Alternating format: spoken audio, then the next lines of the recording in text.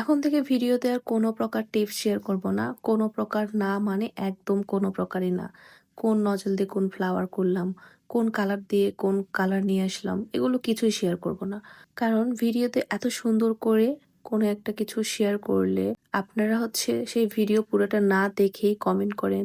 আবার ইনবক্সে রেগুলার এত ইনবক্স করেন যে আপু এটা কিভাবে করছেন, এটা কোন নজেল, এটা কিভাবে নিয়ে আসবো। এরকমের এত কোশ্চেন করেন। আপনাদেরকে যদি আমাকে পার্সোনালি এভাবে সলভ করে দিতে হয় তাহলে ভিডিওতে আমার এভাবে এত সুন্দর টিপস শেয়ার করে লাভ কি বলেন তো? আমি চেষ্টা করি প্রত্যেকটা ভিডিওতে কিছু না কিছু শেয়ার করার। বাট এখন থেকে আর সত্যি আর কিছু শেয়ার করব না। ভিডিওতে ট্রাই করি খুবই ইজিলি ভাবে সবকিছু শেয়ার করার, যেটা শেয়ার করা পসিবল আরকি সেগুলো শেয়ার করার। বাট আপনারা কি করেন? ভিডিও না দেখেই আপনারা জাস্ট কেকের ছবি বা ভিডিও থেকে স্ক্রিনশট দিয়ে আমাকে সরাসরি ইনবক্স করেন। ইনবক্সে কি এভাবে জনে সবাইকে প্রশ্নের উত্তর দেওয়া সম্ভব আদৌ? আপনারা বলেন তো? রেগুলার দেখা যায় অনেকজন আপনারা এভাবে ইনবক্স করেন। এভাবে তো সম্ভব না।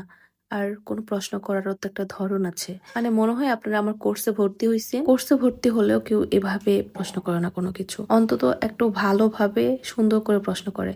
মানে একবারে সরাসরি ভাই কোনো কিছু নেই, সরাসরি প্রশ্ন। যে আপু এটা কোন নজল দিয়ে করবো, কোনটা দিয়ে করছিলেন আপনি একটু জানান তো আমাকে।